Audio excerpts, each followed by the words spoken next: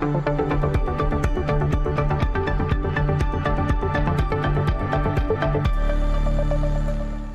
watching Wisconsin Weather Experts right here on Fox Local and the Fox 6 YouTube channel. Thank you for doing that. It is an interesting few days that we have ahead of us, not only because we've got an interesting weather pattern going on, and we'll talk about that in a bit, but also because we've got a very busy few days ahead of us. Tomorrow is Juneteenth. You're going to be in the parade. Yep. Looking forward to that. And it's also day one of Summerfest, which we'll talk about in a bit, and we'll be live from that location as well. We'll be down at Henry Meyer Festival Park for our Fox 6 Wake Up. We'll have the Real Milwaukee casting crew there, and we'll be doing at least half of this show live on location from the Summerfest grounds as well. So very busy, lots of outdoor things, and some interesting weather patterns, including some heat.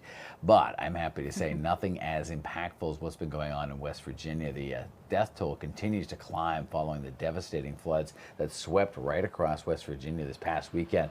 So this is a video here from a witness that captured the very moment. Look at that. That's the very moment the fast-moving water caused an apartment building in Fairmont to partially collapse. This happened just on Sunday. Residents had only minutes to get out of there.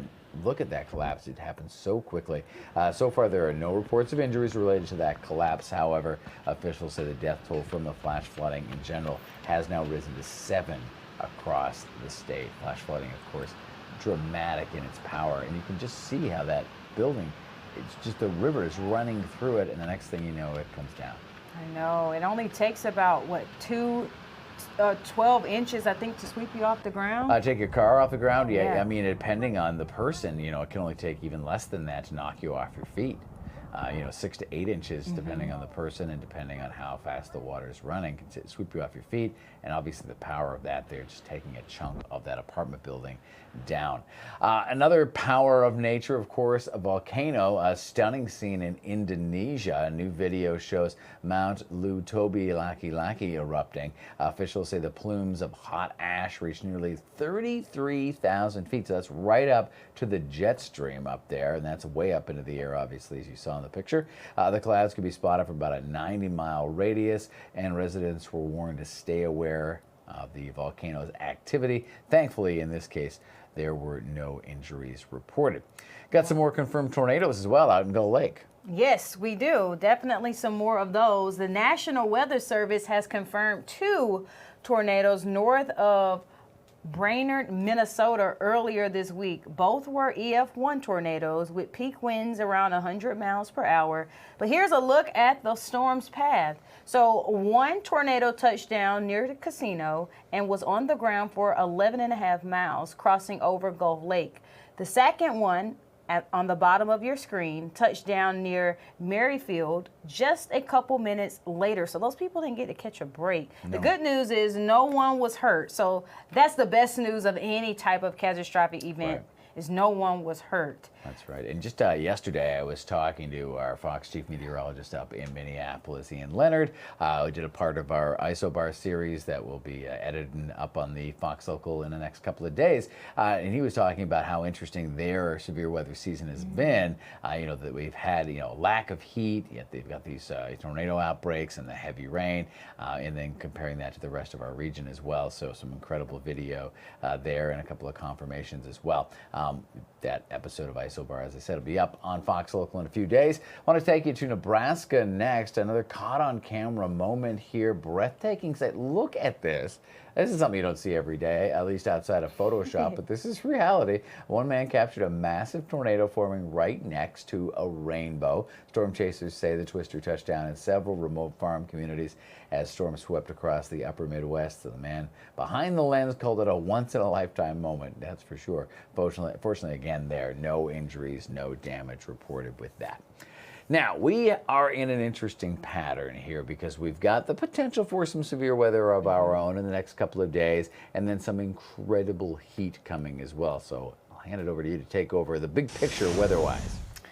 Oh, yeah. So, I mean, we're going to start with a little bit more of those flood headlines because there are some just south of our area. As you see there, there's just a flood watch, and even near Tulsa, they're seeing a little bit more of a flood watch as well. We also have some flash flooding warnings in some of our other areas just in the northeast there. So we're kind of lucky steering clear from that, but we are keeping the rain in our area. As you see here, here's a look at that heavy rainfall outlook. We are actually in a slight risk, and then some of our areas surrounding us are in that marginal risk. So that's just to say we're going to get a lot of rain, especially today. The rain has already been packing a good punch. We've already saw a lot. We'll see more. We'll get a second round of this. And then we have a severe weather outlook as well. Now, we have been downgraded. Yesterday we were in a slight risk. Today we are now in a marginal risk there. But you also see some of those other areas just in the Ohio Valley. You're even at an enhanced risk. So by the time those storms make it to their area, they're going to be having a lot more of that active weather with severe thunderstorms, as well as even a possible tornado. Even some tornado warnings could be possible. Now let's take a look at the satellite and radar. Not really seeing much except for just a lot of rain. Looks very, very messy. But then this is the low pressure system that's just south of our area. So that's what's providing us with a lot of rain, is that low pressure system. And that's going to continue to move at least eastward. So that's going to affect all of the other communities. But closer look to home here, as you see across Wisconsin, we're seeing just a little bit more of that drier time now in the Milwaukee region. Most of the rain for now is just in at least the western and even parts of that central parts of our state. A lot of clouds really statewide. It's going to be very cloudy today. And if you notice just down at the bottom here, just south of our state, there is another round of rain. That's what we're going to be tracking at least as we head towards this afternoon. And all of that again is from the low pressure system. It's really just sitting just south of our area there. So that's going to continue to provide us with all the rain until it moves. Let's take a look here on the Sky Vision Plus and just planning ahead. At least by the time we make it to 2 p.m., we definitely will have that other round of showers and even some thunderstorms to be already back into the area. And not just at least for the southern areas, we even see a little bit more of the scattered rainfall really across the state. We're going to keep it really cloudy as we move in closer into the afternoon. So around 3 o'clock, all of that rain, especially for southeast Wisconsin there, that is why they were in the marginal risk, because you see all of this rain that's pretty much going to continue to dominate the area. We could get some rumbles of thunder out of this, some strong wind for sure. We can't rule out hail. We have a low chance for tornadoes being possible. However, we can't ever rule out it actually happening. Now, most of this should really clear out of the area. At least the first round or second round should clear out of the area by 6:30. We'll just have just a few showers lingering, not just for the Milwaukee region, but near the Marquette area and even parts that are at least in the northern portion of the state. A little bit drier though as we head overnight. We will keep those clouds around overnight, but those should start to clear out of the area gradually as we make it into Thursday morning. This is around 5:30 in the morning, and then that's when we set up for the big day tomorrow. The big day tomorrow is Juneteenth, as well as Summerfest kicking off. So in the morning time, it's going to be really nice. That is when the Juneteenth parade is going to be going on. So it's going to be rather nice. Temperatures will heat up to the 80s.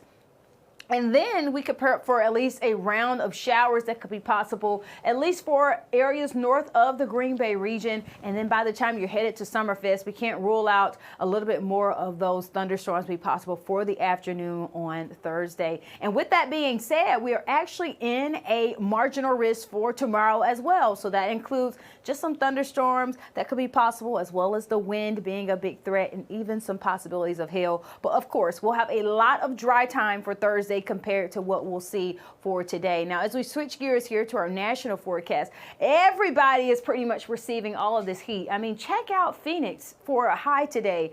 112 degrees. I can't even believe I'm saying that. And then we're looking at El Paso at 103 today. We won't get that warm. Yesterday was our warmest day of the year so far. We got up to 92 degrees for a high in Milwaukee, but we'll definitely see the upper 90s with heat indices, at least in the coming days, to be in the triple digits. But as far as our highs really statewide, we're all really going to stay in the 70s, a little bit cooler for the Milwaukee region. Of course, we're getting a lot more of that rain. So 72 in Milwaukee, 74 in Madison, but the northern areas are going to be almost close to the 80s. Eau Claire going to at least get up to about 79 degrees.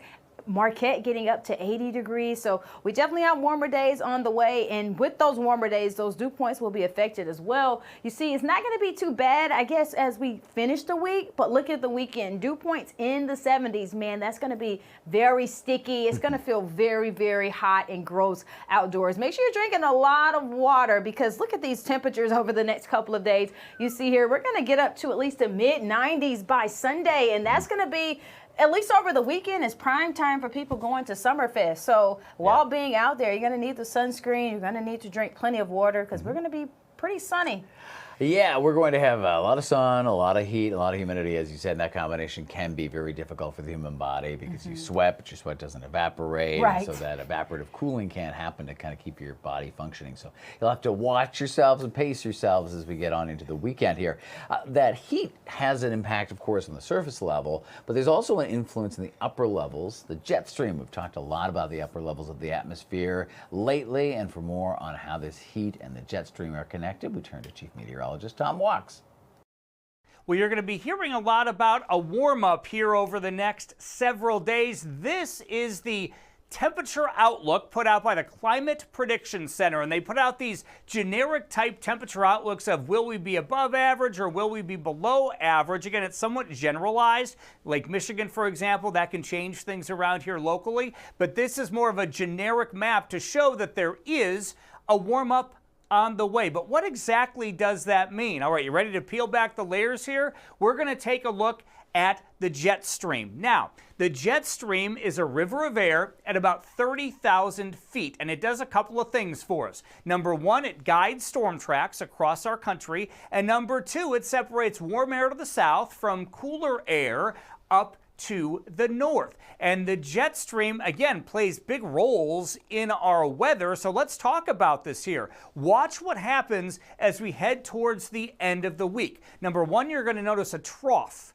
of low pressure here just pushing east of us as we head into the latter part of the week. And I know your eyes are just looking right here, right in the western United States, this ridge of high pressure that is building into the west. But also look a little bit farther to the west here. This is a trough of low pressure, kind of like the one we're seeing out east. There's a trough building off to the west, and that is going to be significant in our weather forecasting, because watch what happens here as we go throughout the rest of the week. We have a trough and some cooler air in New England, and then we have another trough in the western United States that is starting to dig, as we call it, or get stronger. Well, what does that do?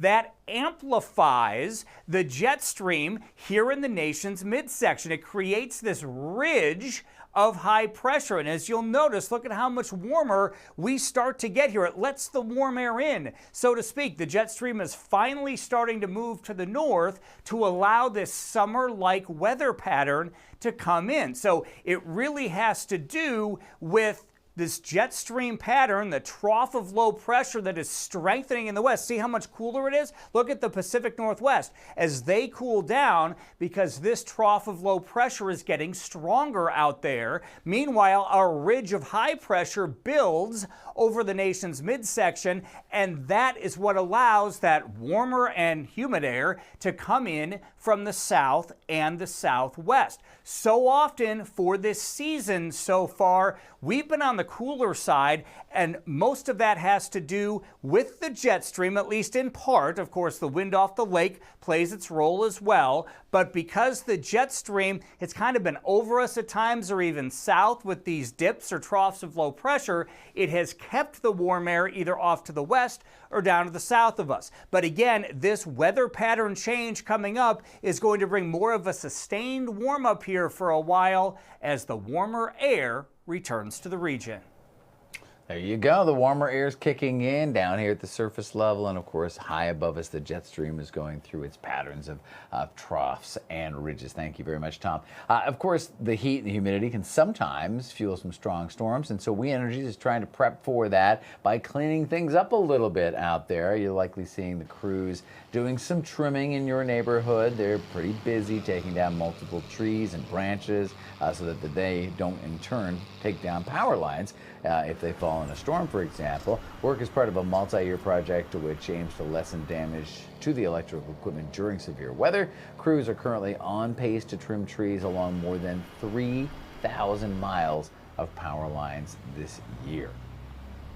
We were seeing an increase in outage and reduced reliability for our customers. And so we petitioned the Public Service Commission for the additional funding so that we could get on a regular cycle and trim our trees away from the lines.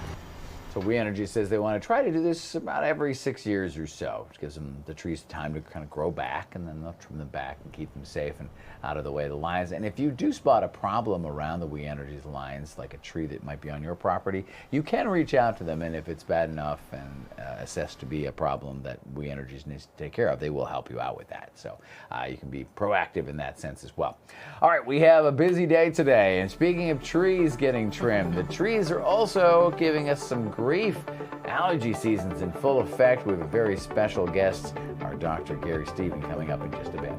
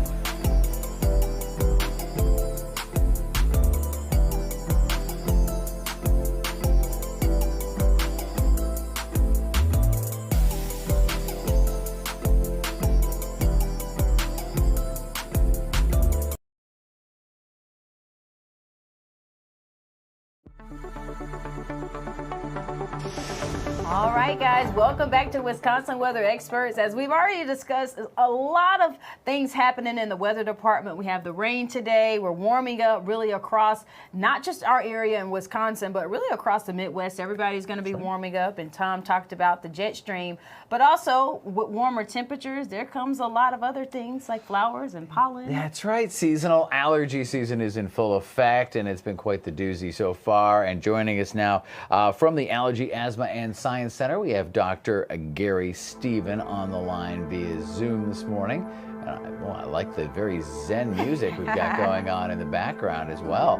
Is that to calm us down so that we don't get I think that's on your end. I don't hear it. Oh, you're not. I thought you were maybe just trying to get in the right mood. So, doctor, tell us a little bit about what kind of allergy season we've got going on right now. Tree pollen is the big thing. Tree pollen is kind of crazy this year. We've been seeing that increase over the last 20 years as temperatures have increased. Our peak tree pollen counts per year are about 50% higher than they were 20 years ago. The tree season is lasting about 30% longer than it did 20 years ago. And that may be changing a lot just with this season. We have never seen this much tree pollen this late into June.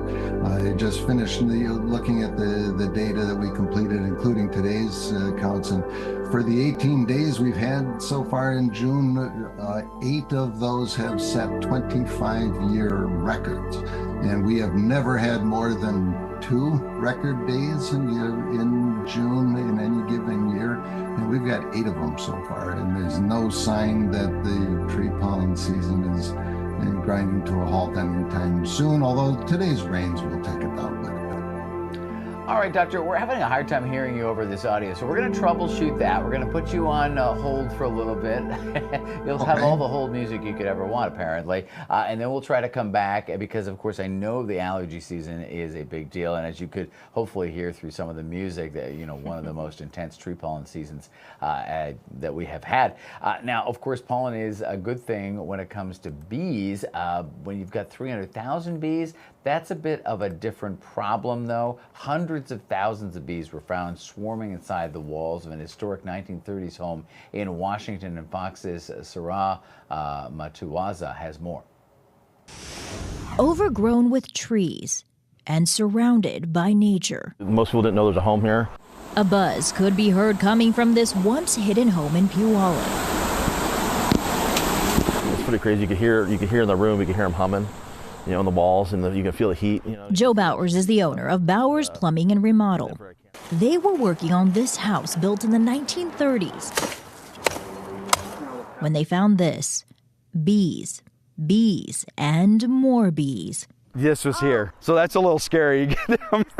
So they called Michael Aprenorio, a beekeeper and contractor, to rehome the bees. Tore apart the eave and found it was just loaded with comb and brood, which is young bee.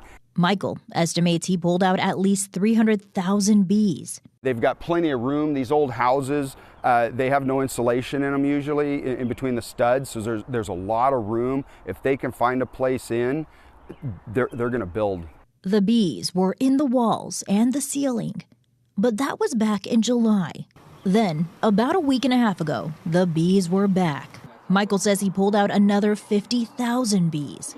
If you look at this hive box, you can see there are honeycomb here. And Michael tells me that you can actually fit 60 to 80,000 bees in this box. And he says he filled 5 of these boxes with bees from this home alone. We've got all the bees pretty much out of there. There's some stragglers left behind. We were there as he sealed off the entrance.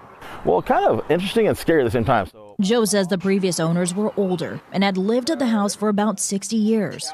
So I don't think they even went upstairs, for probably 10 years or more. Which is why he believes they probably didn't hear the bees buzzing through the upstairs wall. An encounter that went beyond anything anyone expected. Oh, that is some frightening and stunning imagery right there. We think we've figured out the technical issue with our doctor. We'll get back with him in just a few minutes. You're watching Wisconsin Weather Experts. Hopefully we'll have some info on the pollen season for you next.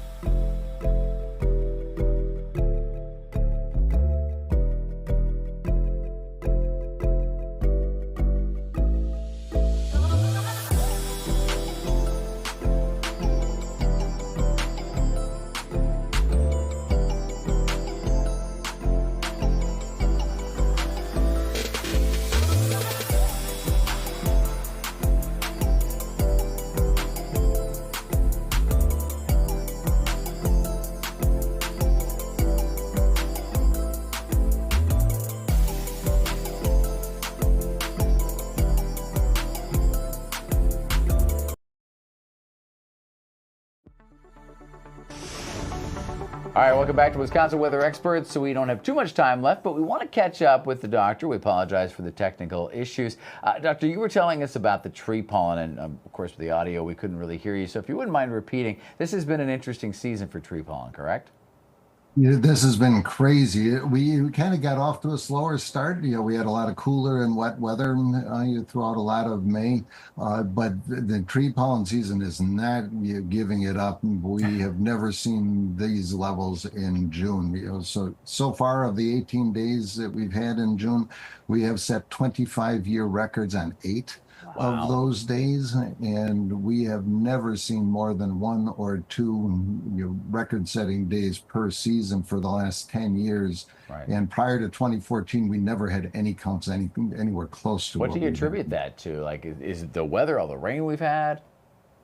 It is the temperature. We have known for decades from greenhouse experiments that when you grow plants in higher temperatures, they produce more pollen per plant. They will produce it for longer. And now we're seeing that with the trees. Our peak tree pollen count per year is about 50% higher than it was 20 years ago.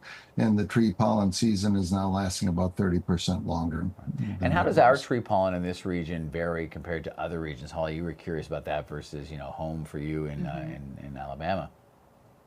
Yeah, and that is a regional thing that depends on species that are growing. We have similar species across the northern United States. Birch and oak and maple and elm are major allergens.